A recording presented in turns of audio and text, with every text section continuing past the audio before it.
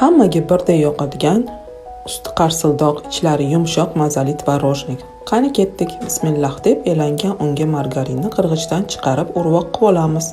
Shakar, smetana, tuxum sarig'i, vanilin, razrixitsil solib, yumshoq xamir qoramiz.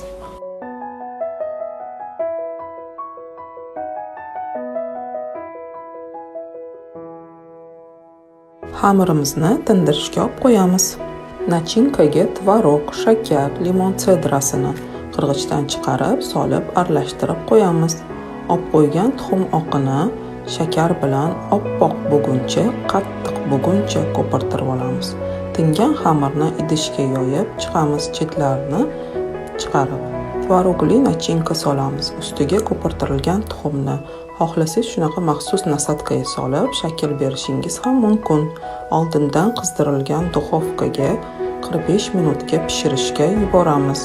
Usti qarsildoq, ichi yumshoq, sochli tvorojnikni siz ham albatta tayyorlab ko'ring. Retsept yoqsa, yurakchan bosish esingizdan chiqmasin.